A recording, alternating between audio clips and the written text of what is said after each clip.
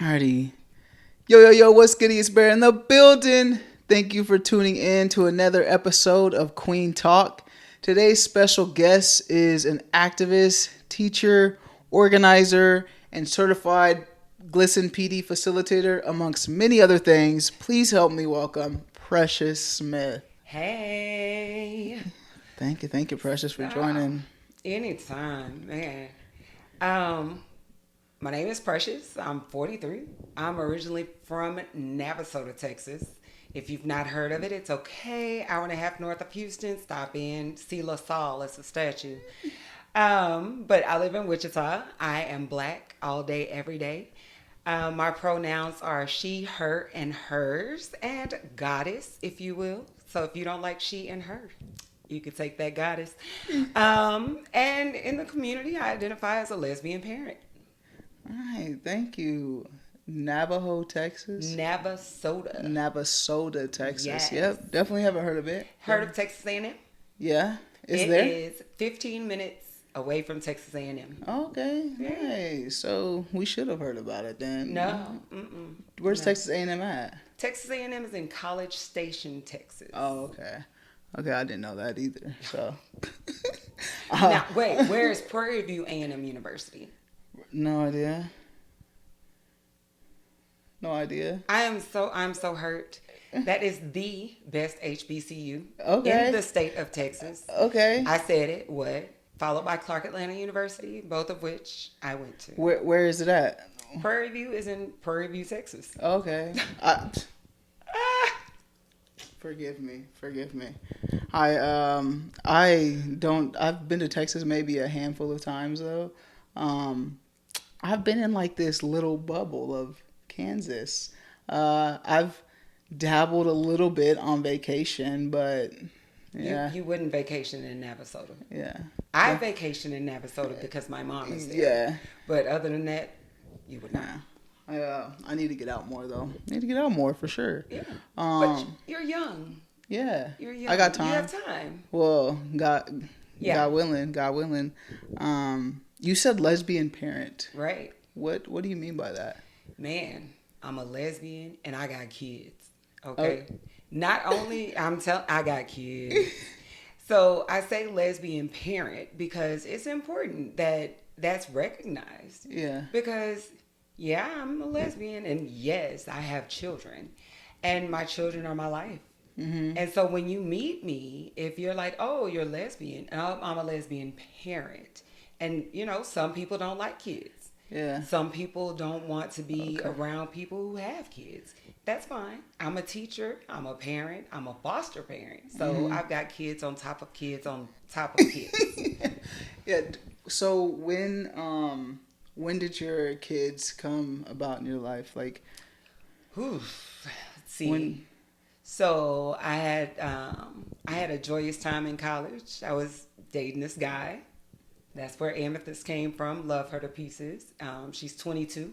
Okay. Yeah. And then I have Garnet, who's 9. Okay. And my ex and I created Garnet. And, you know, lesbian divorce is a real thing. Just a heads up with custody battles and all. It is a very real thing. Okay. So, yeah. So how did you conceive with your past partner? The old-fashioned way. You know, found a guy, talked to him, was like, "Hey, this is what we're going to do." Okay. And, hey, you know, and it's so funny because, like, in our community, the first thing that a black man says is what? The first thing that this guy said was, "You ain't trying to put me on child support." Oh, dang. Come on now, sir. Sir. You don't want anything to do with you. No, Yeah. nothing from you. Other than your DNA, good sir. Thank you so much. So, you know, that. And, like, she is the best gift. Yeah. She is the best blessing. Yeah. She's a 5'3" 9-year-old. What did you just like know this person? Did you like? Is there like a database that you went through, or you just? So I find that I feel like I'm pretty. right? I Yeah. feel like I'm pretty. Yeah. So because I'm pretty, that kind of goes with certain privileges. And so guys always try to talk to me. Okay. It's funny, it's entertaining, and I let them know, hey, no, you're not my type of party. Same with this guy. But somehow or another, I got his phone number at the chicken wing spot, and his number, yeah, the chicken wing spot. Timmy Chan's, for those of you who know it, Timmy Chan's. Shameless plug. I should get paid for that. Timmy Chan's is bomb in Houston. But, got his number. It was just stuck in my phone. And then, the idea of having a kid came about. And I pulled out my phone and called him. And that was that. Okay. Yeah. That's one way to do it. Adventure. Hey. I've always I don't know. I've thought about having kids. Right now I'm just not in that spot, but curious as to what route I will take, cuz I mean, but that also makes sense as to why he asked you, are you trying to get child support? Right. The way it was, yeah, you trying to get money out of me, right, or this all I got to do, right. But so that's awesome. That is just one way to do it. And you said you're dealing with the divorce. Now, I've had someone previously on here, and we were just talking about the adoption process. So where if that happens, the other parent, they would adopt them, so it's they're on both the birth certificate, if that makes sense. Yeah. So that's a antiquated thing. With LGBTQ2 plus couples now having the same rights as hetero couples, they really two people can sign the birth certificate whether they're same sex or not. So you don't necessarily have to go through that process anymore. Okay. So much. But more or less, if you're in a relationship with a person who already has children, then you would go through that adoption process. Right. So you just both signed the birth certificate then, in your case? No, actually, no, because then it wasn't legal. Okay, but it is now. Yeah, it is now.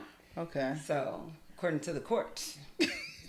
Nice, yeah. Well, that makes that process a lot easier than for the community to be able to do it that way, because not being on the birth certificate could, if in case, like you said, divorce happens, things happen. So having that custody battle with someone that we aren't fighting over custody over dogs and cats. These are actual kids. So divorce gets messy with straight couples in general. So divorce just gets messy. So that is good that is that route. At what age did you come out though? So Navasota, Texas is very small. Okay. Very Christian. Very Bible Beltish, if you will. Okay. So honestly, I didn't have the opportunity to come out. I was kind of outed, pushed out. Oh, okay. So my mom told me, she was I had heard. So, but I was 22. Okay. I was grown with a kid. So when you got approached, or when you came out? When my mom told me, she was I had heard you was dating girls. I was 22 with a kid. And how did that go with your mom? Oh man, no, mama wasn't having it. Oh yeah, mama was not having it. I didn't talk. My mom is my best friend. I mean, my homie. If I have something hurting on my toe, I will call my mom. Hey girl, my foot hurts. Yeah. So I didn't talk to her for 6 months. It was hard. Yeah. It's my bestie. But my grandmother, being the OG that she was not having it. Yeah. So, it took some time. Good. I think it took about a good year for us to really get back all the way right. And now it's nothing happened. She's you're my baby and I love you. That ain't my business. Yeah. So it's all good. With your grandma, so was your grandma, you said she was OG, and she didn't approve as well? Oh, my grandmother approves of anything that her grandchildren do. Okay. Because we're awesome and amazing. And ain't that right? Ain't that right? Grandma, okay? Yeah. And so my grandmother was the type that, she had lived her full life. She lived her whole life. And so she told my mom, she was no, we're not going to do that to her. Yeah. She's going to do what she's going to do, and she's going to be good at it. Yeah. You let her do her. And you're going to love her, and you're my daughter, and that's that. And that was that. That's cool. That's good. My grandma means a lot to me too. So like her approval and what she thought meant to, honestly, more to me than anybody did. I don't know what it is about them grandparents, but they just... It's the collard greens, okay? That's what it is. It's the collard greens. Hey, and I just feel like my grandma has looked out for me all my life. Like, really, really has been there for me. So I can definitely relate to that. What do you think your grandma helped bring your mom around, but do you feel like there was other factors in it that your mom was just like, okay, like what was that? Did you guys have a conversation or anything like to reconnect or? No, we don't do that. We don't do that. Yeah. You know, we in our community, we don't, like in our black community, we don't apologize. We don't say, you know, I was wrong. Yeah. We just like, baby, do you want a plate? You know, do you want something to eat? Yeah. And that's okay. And is it though? No. But that's what happened. Yeah. And it was, you know, it was like, all right. So going forward from this, we're going forward. So, but like our parents, when was the last time your mama apologized to you when you were younger? When did your mama apologize to you? Not when I was younger, but now I feel like she does. Like if she knows and she's wrong, it takes her a minute to like, but I feel like she does like come back and apologize, and I'll do the same thing. Right. Now my grandma, if she does something wrong. Wait, no, because grandmother does nothing wrong. You're right. But she don't apologize either. Like, not. But so I get what you're saying, but it isn't okay. Like, no. I think we do have a problem with that in the community. Is like having those conversations deeper about our feelings, the traumas that we've dealt with. Right. And not just sweeping it under the rug and giving us a plate. Like I think there's a lot of healing that can happen within everybody's family. We talk, like my girls and I talk all the time. We have like, if I feel like their vibe isn't right, you know, I'm gonna get them a plate. I'm gonna cook them some food, but then like we're gonna sit and we're gonna talk about it. We converse a lot. My 9-year-old is super expressive, and she will tell you, Mom, I am overwhelmed. I need a moment. That's good. I mean, it's just I didn't want that to go with me.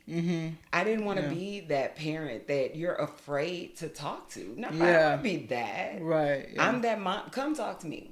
Yeah. Be respectful. Be mannerable. Use yes, ma'am, no, ma'am. But come talk to me. Tell me what's going on with you, so I know. Yeah, breaking the generational curses. Yeah, for sure. Definitely has to happen. And I feel like you doing that with your family, I feel like you're a big, like, idol's a big word, right? But I just feel like you are seen within like this Wichita community as someone who is very proud of yourself wherever you go. Right. And I feel like you're representation for like the black community and the gay community is needed from like a lot more people. I feel like a lot of people just like hide it. Like we just stick to ourselves and we're not openly out and proud about it. And I feel like you're the complete opposite. Like you are proud in every space that you are. And like I respect that 100%. Like thank you. Yes. And what got you to that point to be able to be that person? Well, I turned 39. And I recall the day. It was my birthday. I turned 39. And somebody called me on that day and they just rubbed me the wrong way. And I was like, listen, I am just not for this conversation. You're not going to talk to me like that. And yeah, that's that. And I hung up the phone. And from that moment forward, I was like, I don't care about other people's opinions. That's not my business. You know, my business is how I feel about myself. And when I walk into a room because I feel good about me. Right. And so it was from that day. I have rainbow socks for all occasions. I have rainbow things all the time, and it's just like some child somewhere needs to see a black lesbian woman who is about their business to realize that it's okay for them to be who they are. Right. And it's okay for them to just openly and honestly and unapologetically just live their best life. And you're in like a lot of spaces to show that representation. You're a middle school coach, you're a special educator teacher, like you're in the streets a lot with Yeah. dealing with different demographics. And so like, what have you seen, or just like people have you had stories of where like people have like just like come up and like thanked you for like the representation that you have shown? I have. Oh my gosh. This basketball season was amazing. Um, the girls came in and they just really focused. They did their thing. They played well. They played together. And one of the parents sent me an email and was like, "Oh my gosh, my kid loves you. And we as parents appreciate what you're doing for our kids." And I'm just like, oh my God, that happened. Okay. Thank you. And I mean, it was like, wow. Because how Yeah. often do parents tell teachers thank you? Right. Or coaches thank you? Yeah. Usually it's the reverse. Exactly. So it was just like, wow, okay. And like I have kids that go to school who are LGBTQ2 plus, and I love them. And like, I have kids that wear like tails to school, and I have kids who wear furs. I have kids who are non-gender conforming, and they need to know that regardless to what that is for you, be you. Yeah. Always. Yeah. And I show them I'm me all the time, and they value that, and I value them for letting me teach them. So Yeah. it's great. Yeah, for sure. And like, I've been in the district of USD 259, a person of color who is also a part of the community. How has that affected you, like navigating within this system? Do you feel like you've had resistance, or I'm gonna be honest. please do? This school district has been amazing. Like, there's so much diversity Yeah. in 259. Like, you've got LGBTQ2 plus, you've got all nationalities, you've got just so many things. And like, our district is really cool. Yeah. Like, we had a black woman as a superintendent. Yeah. Come on now. Hey, for real. And honestly, our equity and inclusion department really values that diversity. And I'm pretty proud to work there because they allow me to be exactly who I am. Yeah. Like, I actually met the superintendent the other day. How about that? The new one. It was, Okay. I was like, hi, hi, sir, But it was really cool, just the fact that the superintendent is shaking my gay black hand. Yeah. Okay, let's get it. Yeah. And in our building with our Hispanic principal. Yeah. It's great. That's good. I love it. Yeah. I like working for me as a substitute teacher. When I go into these rooms, these kids get excited to see me because it's usually not someone that looks like me that goes into that room. So like, when they see me, they're already like hype, and just like that representation that they see from me and that representation they see from you, like going into those rooms, like it's already like a rapport builder and a good connection with these kids. And speaking of like representation, when's like the first time you've had representation shown to you? Like, you're coming out being, you said 43.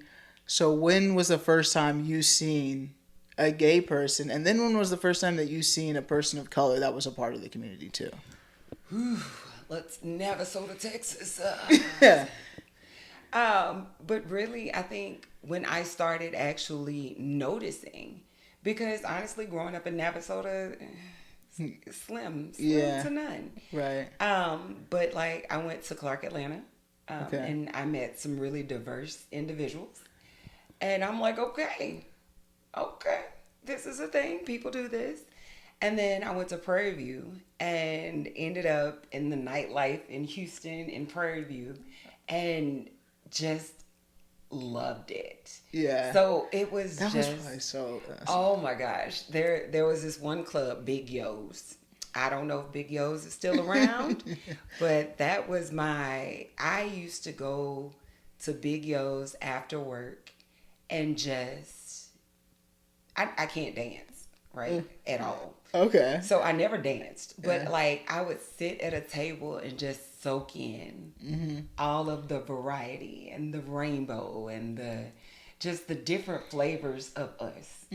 So it was like, that was probably, oh my gosh, what was that? Like 2004, 3-ish? It's been a long time. Okay.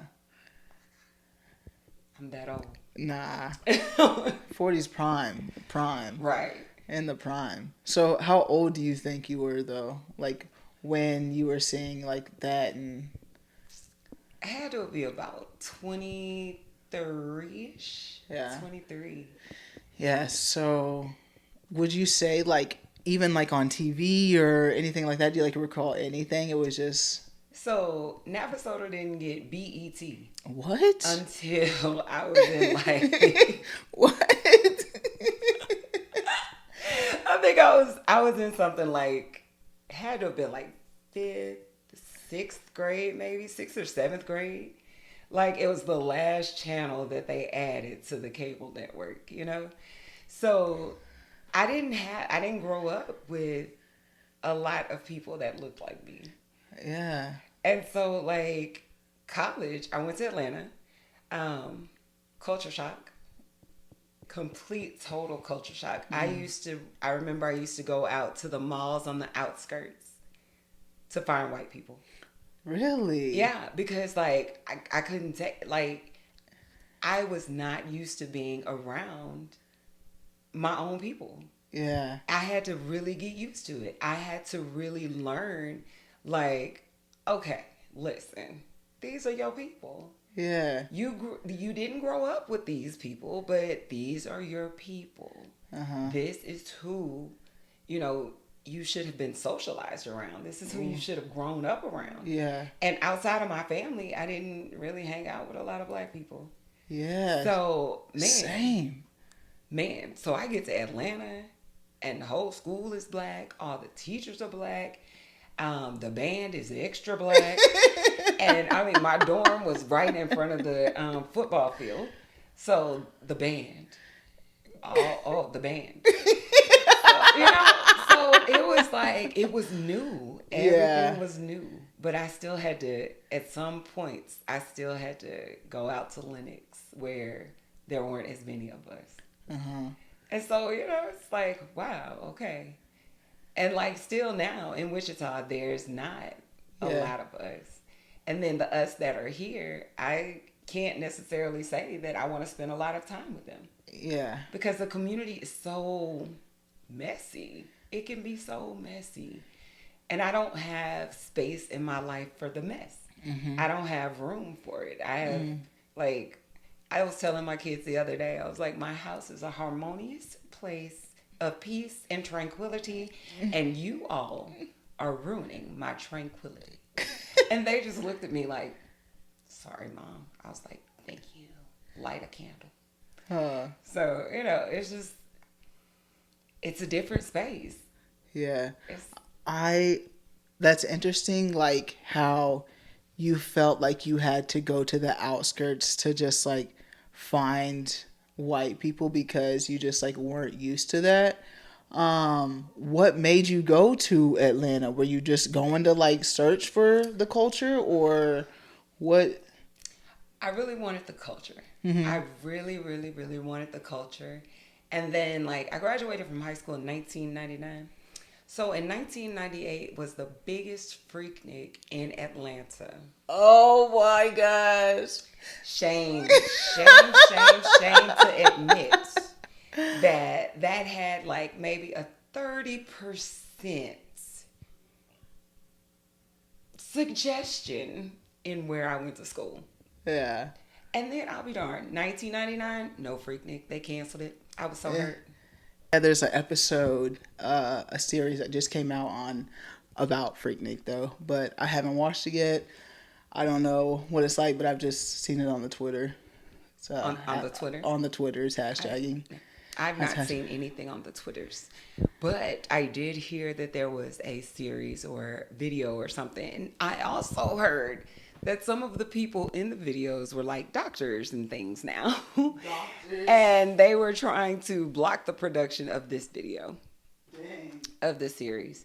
Now, I never made it to Freaknik because, you know, my mama wasn't having that. But, you know, and by the time I got to Atlanta, they had other things happening, so it was okay. Yeah, I heard like from like the previews and stuff of what it is, a lot of stuff happened during that. So your mom was right by not letting you go over there. Right. For sure. Yeah. So like the culture is what brought you there, but then like it was so much culture that you needed a little break every now and then. Yes. And I think that's okay. Yeah. I especially when you weren't like that's not what you've been raised around and stuff like that. So like the culture shock, I know for me personally, mine wasn't as big as going to like a HBCU and experiencing that in Atlanta. But when I went to Wichita State, it was the first time that there was like a lot of black women in there, like or just like people of color in general. But we had like the highest rating class of just like demographic wise when it came to that. And seeing that was when I was like, okay, like there's more out here. And some of the stuff that I was saying around them and stuff, like I'm embarrassed by it now. Just like they checked me though. I needed it. Like being raised in a town full of white people, like the stuff that I had like embedded in me and like the biases I had and stuff like that, like it needed to be checked, and there's more out there. So I appreciate all them girls that were in that program. Like in the moment I was embarrassed and hurt, but just like looking back on it now, like they're all really good. We're all really good friends and stuff like that still. So it was definitely my culture shock and checked me and made me like open up and be able to do this now. Like, but I'm still learning. Like, I have a lot to learn. And like Juneteenth, I didn't know. Juneteenth. Yeah. I love Juneteenth. How old were you when you knew what Juneteenth was? 1 years old. Yeah. I'm from Texas. Yeah. I didn't know what Juneteenth was until I was like 26. Yeah. Like, it wasn't, my family didn't celebrate it. We didn't, like, Wichita obviously has something that. Now. So maybe. They do now. Okay. That's been like within like maybe the last 3 years or so. Okay. Yeah. See, so maybe that's why like my family didn't hear about it. So like we didn't come over here. Like El Dorado's only 20 minutes away from here, but like none of that. Like didn't hear. Didn't even know about it. Didn't learn about it in school. Where I was. So I had to like make sure I told my little cousins. Like when I found out about it, I like texted them like, this is what this is. Like this is this holiday. You're not gonna learn about it where you are. Right. So I take in my building that I work in. Our social studies teachers are on point. Good. So that's really good. But just like the culture shock of it all. But you did it big. I did. And you know, that's what I do. Like if I'm going to do it, I'm going all in. I'm not going to just stick in a toe. No. The whole leg. Yeah. And like, speaking of all, like for your degrees, you got a bachelor's in psychology, a master's in counseling, and a master's in special education, right? Yep. And I now also am the proud holder of a certification in mental health counseling also. Nice. So I'm interning this summer and I'll be a whole LPC. And I think I'm going to go for an LAC as well. All in. You know? All in. You know? That's Not why a toe. Yeah. No. That's why you're trying to over here get Big B become a counselor. You're like, Hey, hey. bring it. Bring it Trying on. to get everybody. Like, I love to see people of color in helping positions, like in those helping professions, because we don't have a lot of those. And like, honestly, for me, like when I was seeking a therapist, you know, I have a therapist. Don't hate. You need a therapist too. But no, everybody should have a therapist. So when I was looking for a therapist, I wanted a therapist that was familiar, if not LGBTQ2 plus. I wanted them to be African American, and I also wanted a female therapist. I was just about to ask, you got all that criteria? Like, okay. No. What'd you settle with? I have an old white male as a therapist. I should do. Hey, The opposite. The complete opposite. Of everything that I wanted. But that's what I need, apparently. I don't know how that worked out for me, but Why do you think that's what you need? Because honestly, I surround myself with a lot of individuals who think like me. Yeah. You know, politically we think the same way. Morally, we're pretty much the same, and so it's a lot. It's like a silo. I have to be. You know, sometimes I need to hear from outside of my silo because, like, so just picture it. Therapist session. Talking to my way above middle-aged Caucasian therapist about some of the things in my life. It is hilarious. And then he's like, did you say, is that what you meant? I was like, yep, that was it. He's like, okay.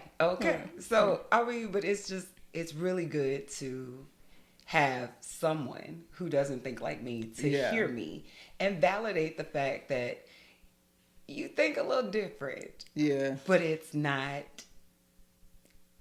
terrible. Yeah. You know, it's outside of the norm for sure, but you're fine and you have that right to think the way you do. It's great.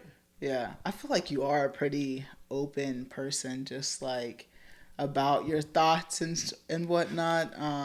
Just like earlier you were saying, like, the community is just like messy, so yeah, it's like you don't want no part in that. What do you feel like is messy about the community here in Wichita, and like what do you feel like could help mend it and fix it?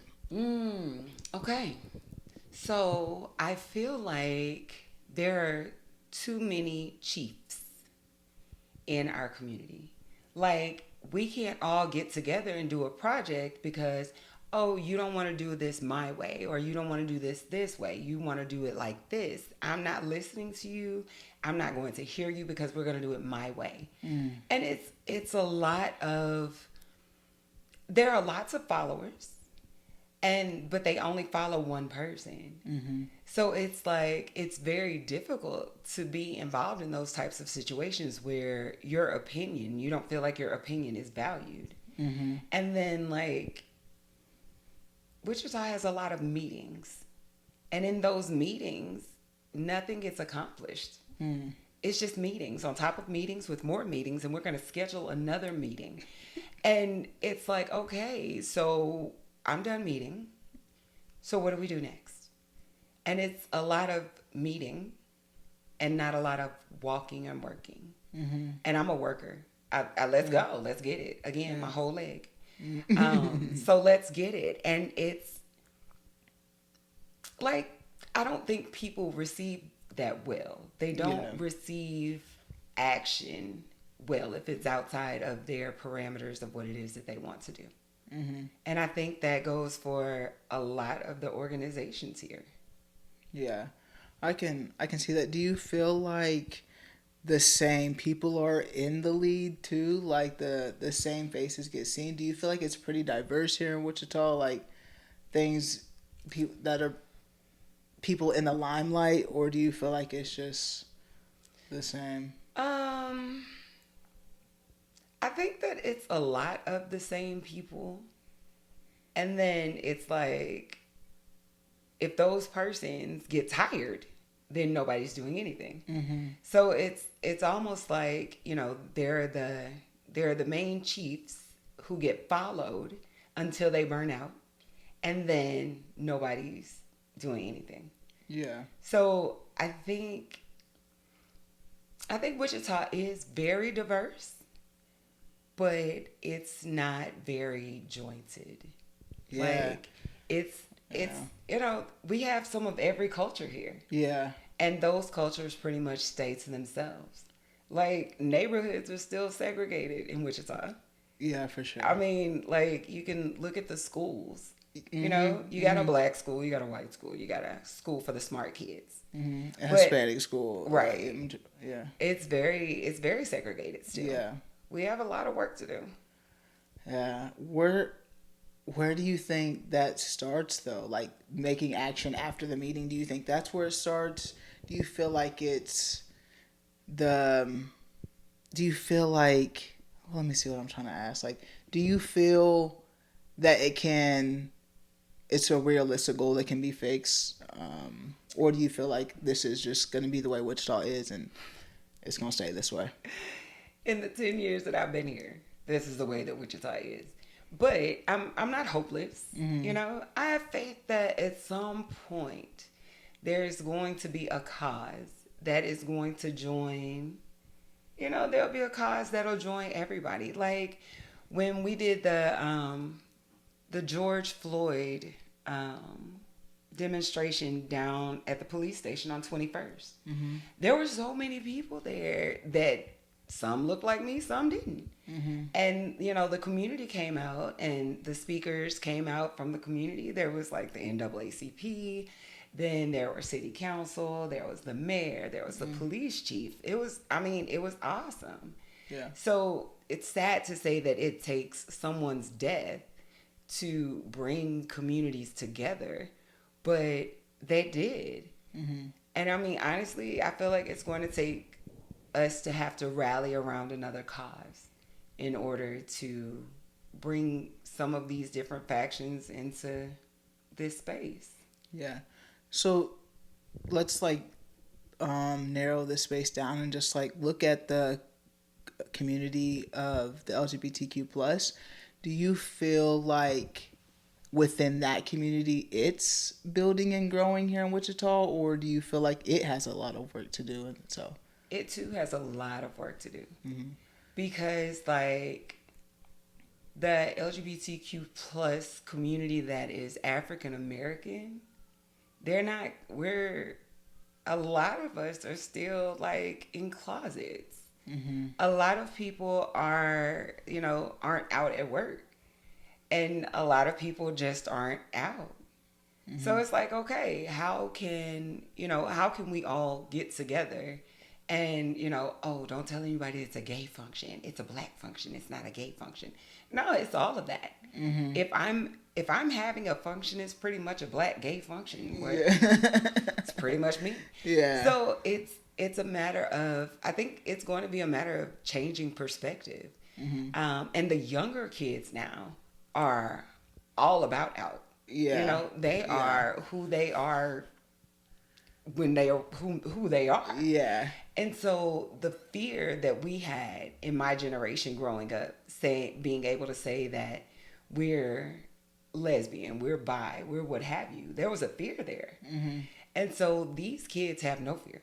Mm-hmm. So I think as they get older and get into politics and jobs and workplaces and what have you, I think there'll definitely be some shifts. Yeah. Speaking of just the younger generation, what besides coming out and being themselves, what do you see has progressed now back when you were coming out and your generation to now? What's the most progress you've seen, and with progress do you see us degressing as well? Yeah. So with the progress would definitely be the fact that more of them know each other. and they're able to communicate with each other through social media. That's something Yeah, that true that. cell phone? What is a cell phone? What is Yeah. that? So, the social media now allows kids to be more free and more open and be themselves. However, social media has also prevented these children from being able to communicate with each other. Like they'll sit at lunch sitting next to each other and won't talk. There'll be no words passed, but they're having a full-fledged text message conversation. Yeah. Sitting next to each other. Yeah. So, and honestly, they don't know how to communicate. During those formative years that they would have used to learn to communicate, there was COVID. They were isolated for 2 to 3 years, and that's really hard on your communication development. Mm-hmm. So like my third grader communicates like a grown person. Like she is very communicative.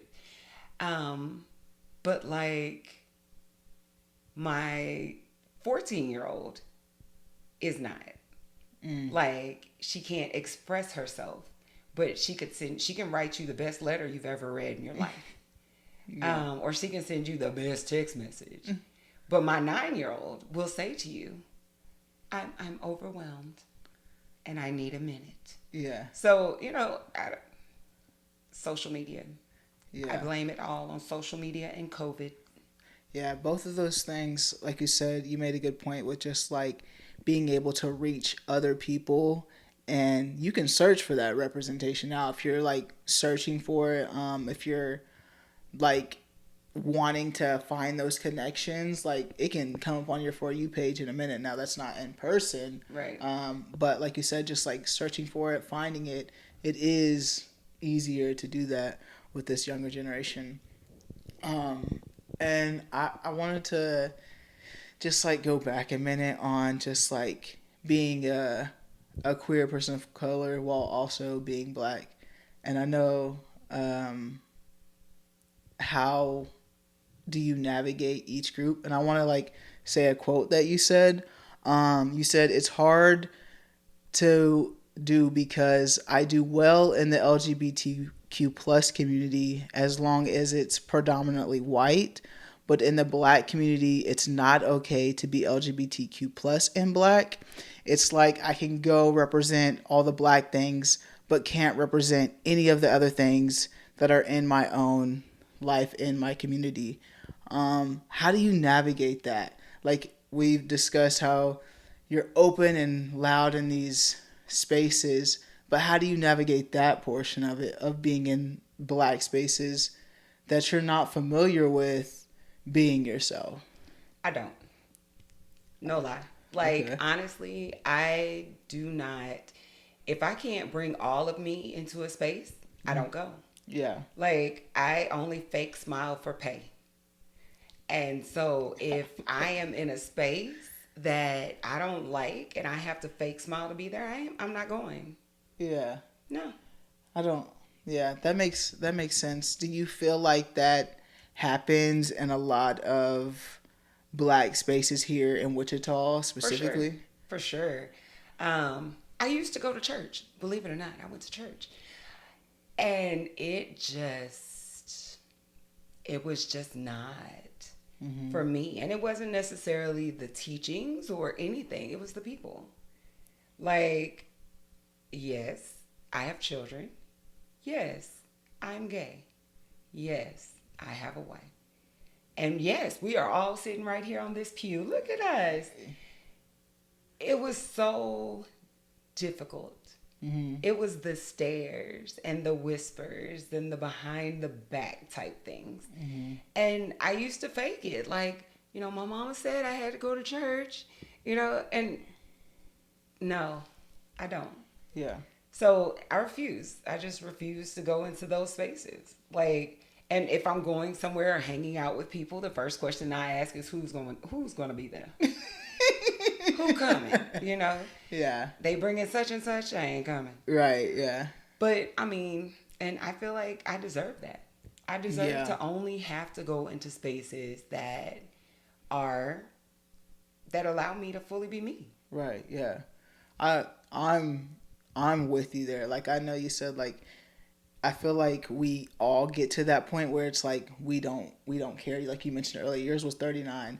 Mine I'm 32. Like mine was 31. I'm just like at this point in my life where it's you have to, like you said, you accept all of me or none of me. Like I don't want to put myself in certain spaces either. And it's you mentioned church too. Like did your did that affect your faith with God, or you still Well, no, it no? didn't because Good. like there's a clear delineation between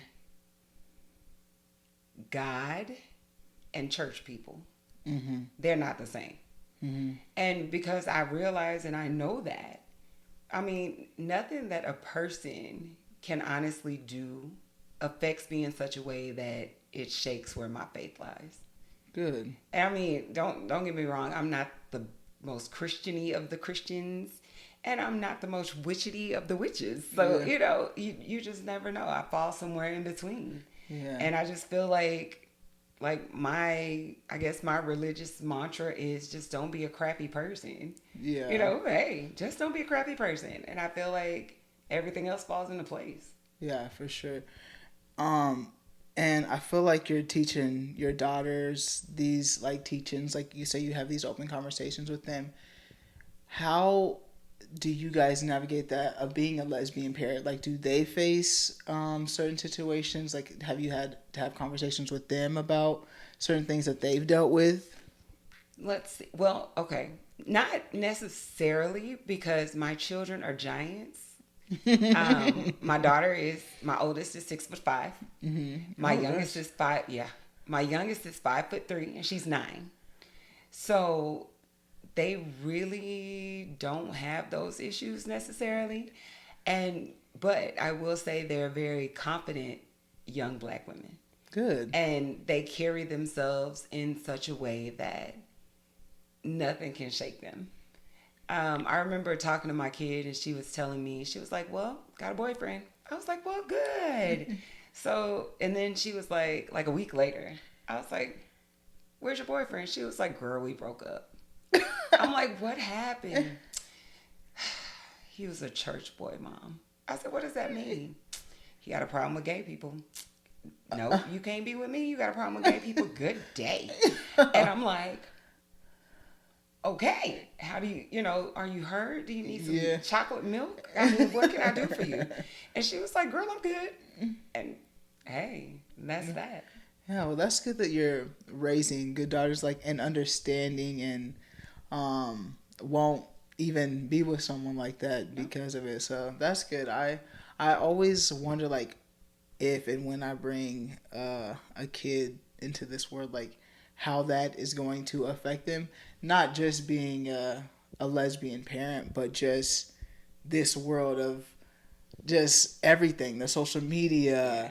the way AI is taking over, politically right now, just like everything. So how I like already my kid, I feel like is gonna face that barrier because of me being a lesbian parent, and I didn't know. Like, do you feel like your kids have any barriers right now, like in their life for that with because of that?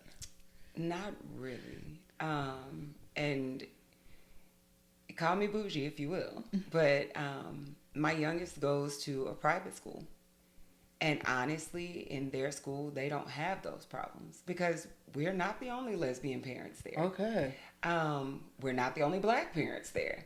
So her school really does a great job of fostering um, that type of everybody's different, everybody's the same, everybody's everybody. Yeah, It's cool. that is nice. Yeah. That's yeah. I always had those like. Did you ever think about that? But like before you had kids, I mean, your first one, Right. you were. Right. But did you have like that conversation with your partner, like when you guys were trying, like going through the process of? Yeah, we Yeah. did. But we also knew that as parents, even if we weren't together, we also knew as parents that we would do whatever we could in the best interest of our kid. Mm-hmm. And so, from that, we just we just feel like we just felt like she was just going to be amazing. Yeah. And we were going to raise her to be confident in herself first. Yeah. And then go out into the world and take that same confidence. And she's killing it. I was gonna say, it sounds like you're doing a good job thus far. Man, so she is killing it. My girls are something. My oldest is graduating on May 5th. Oh God. From college. From college. Oh God. Yeah. Yeah. What would you say if your kids came to you and told you they were part of the community? So my oldest did tell me she was part of the community. Okay. Yeah. And I just said, oh, okay. And she was like, questions? I was like, no. And okay. And we just lived our best life. That's nice. I mean, because this day and age, who's not a part of the community some kind of way or another? Yeah. So I was glad that she felt comfortable enough to talk to me about it and not just go and have these weird and strange experiments. Yeah. For sure. I've had conversations like in the past on people who like we have our own biases and what may be embedded into us. So like, yeah, we're a part of the community, but what if your kid came up and said it? Like, would you be like, please don't do this just because of like the things that you've had to go through, or would you be accepting of it? And that's good that you're very accepting of it. I'm accepting of all the children, okay? Yeah. Sometimes the children, I have to go look up some of these things the children say to me, but, I am very accepting of all things. I just feel like people are people, and they deserve the privilege to develop into whatever it is that they want to develop into. Mm-hmm. And like, who am I to tell a kid that how they feel or who they feel whatever about is wrong? Mm-hmm. That's not my place. Mm-hmm. My place is to help them develop, help them grow, help them be strong, and be able to stand in the diversity that they're going to face. Yeah. And now, you're an advocate. You advocate. Like, what do you suggest to someone who's trying to be a good ally, and wants to advocate for others, that for everybody? Like, what would you suggest? Listening. Mm-hmm. Listening. Because like, you want to be a great ally. So, okay, one of your LGBTQ2 plus friends is getting bullied or something. So now you're making a big deal out of this bullying that this kid is trying to ignore. So in being a good ally, if your friend tells you, hey, let it go, do that. Let it go. If your friend tells you, I don't have a seat at this table, can I get a seat? Bring your friend to the table with you. That's how you be a good ally. You're not allying if you yourself are in these spaces and you're boisterous about whatever. That's not being a great ally. A great ally would say, you know what? Let's table this. Let me get somebody in here who can represent this, who can help you make these choices that are going to affect them. I think one of my favorite sayings ever is no decisions about us without us. I was on a meeting somewhere and I heard it and it stuck with me. So I'm going to use it. Friend, I don't remember who gave it to me, but I'm using it and I've used it for years. But I think that's how we make those changes.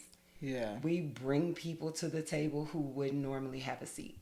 Yeah, I like that. Say it again so I can no clip that. No decisions about us without us. No decisions about us without us. Right. I like that. I really do like that. And I feel like you've been you have to advocate for these kids. I know I'm working in the schools, like I've had guests come on here and say like their teachers haven't been like a good advocate.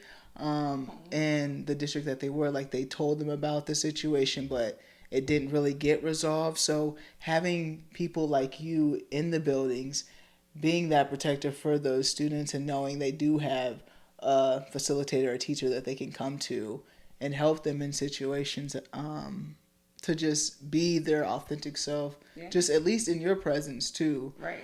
You said, I want to just like bring this back with you in the LGBTQ plus community, because you said in the quote that if it's you're okay around the LGBTQ plus community as long as they're predominantly white.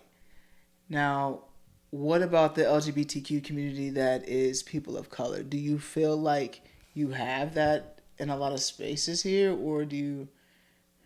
No, it's not. Now, I do have like friends that I call my family. Mm-hmm. Those are my peoples, and around them, I'm great. But Yeah. it's the strangers, Yeah. because again, if you're not part of their crew, you're just going to be sitting there looking like you're looking, Yeah. and I have no desires to do that. Yeah. How do you, you're an organizer now, right? So have you ever thought about like organizing an event for the people of color that are a part of the community here for Wichita, or what? I've done it. Yeah. You've actually done an event for people of color that part of the community, and what was that like? So I did a vendor event. It was like vendor. I don't even remember what it was called. I did a lot that particular summer, but basically, I have a huge yard, so I invited vendors to come out for free, post up and sell their things, and it was great. The vendors that came were amazing. I met some really cool people. I got this awesome skincare stuff from this lady. I have to find her card because it's fabulous, but anyway. But yeah, all of the vendors there were black, but all of the patrons that came and supported were pretty much white. Yeah. Do you feel like because you invited all of us that were a part of the community, do you feel like there's not a lot of us out there, or is it just back to? I think, well, first of all, I don't live close to, like, I don't live close to persons who look like me. Mm-hmm. Not saying I did that on purpose, because I did not. It's just where my house is. And it could have been that it was just too far. Maybe. Yeah. Maybe. But it was not, I mean, it was fun and it was great. And there was a lot of support, just not from us. Hmm. So that was just like, after you seen that, you were like, yeah, we're not going to try this again, or? I mean, I might try it again. I've had a lot going on the last couple summers, but like this summer I'm interning, so maybe next year. Yeah. Maybe next year. Okay. I feel like, because I feel like that's something that needs to be done. Like everywhere, every town should have people of color of the LGBTQ community coming together and creating events for us, by us. For sure. To just like get out there, network, and mingle between us. Because like you said, you're most comfortable with LGBTQ community as long as they're predominantly white. But I find it like, as if they're a part of the community and they're black, just because they get both sides of what I go through on a day-to-day basis.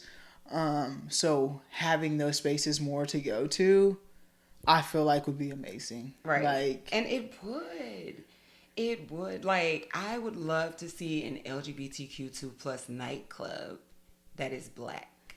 Not just a club with like a black night. Mm-hmm. Oh, it's hip hop night. I don't like hip hop like that. Okay? I don't want to be that. I don't want to be that. Don't give me a night. Give me a club. Yeah. He said, I don't like hip hop. I don't like hip hop night. Yeah. Now, don't get me wrong. DJ Cadence is my boy. He is awesome. Love him. Yeah. I love him. He's a great DJ. He definitely is. I think he's on the 935 now. Yeah. He's doing the thing. He going on up there. But yeah, I feel like having those spaces. So maybe off the camera, I'm gonna get you. Maybe you can organize that sooner than next year. I feel like, and just like with Pride, Like, Oh my gosh, pride. There is no black pride in Wichita. It's just so stressful. I tried to, like, at one point, I tried to create like a Facebook group with just like black lesbians from here. Not just necessarily lesbians, but like black LGBTQ2 plus community members. no. No. Well, Pride's coming up. It's in June. So maybe it can be like a smaller event, like a brunch event with LGBTQ people of color, not just black, just people of color in Right. general. That sounds like a good idea, does it It not? does. I think you should organize it. No. I'll come. I'm not the organizer here. I'm not the organizer, but I feel like I don't know. Have you ever been on the Pride committee either? Like, no. And I don't know. Wichita Pride, it's pretty small, so maybe they can organize it. Maybe they can organize that. How many black people are on the Pride board? I don't know what the Pride board looks like, to be honest. Yeah, I don't either. Yeah, But I do know that all of the, I don't know. I think the lady nope, that was not Pride. That was Riverfest. Okay. The lady that was like the Riverfest person. I don't know what they call those. But she was black. But I don't know if, I don't. Oh, I know what you're talking about. The lady that won like Yeah, Melody. I think her name is Melody. The won the award or something like that for like Yeah. Yeah. But like I don't know if since I've been going to Pride, if I've ever seen a black person honored at Pride. Have you seen any person of color honored? Yes, I have. Okay. Gabe. Do you know Gabe? You know Gabe. PD facilitator Gabe. He was, I think he was like their grand marshal or something like that one year, maybe. And then Stephanie Byers is technically Native American, technically. But other than that, that's all I got. And even in the Pride parades, there are very few African American individuals in the parade. But a lot of the vendors with the food trucks and things at these events are African American.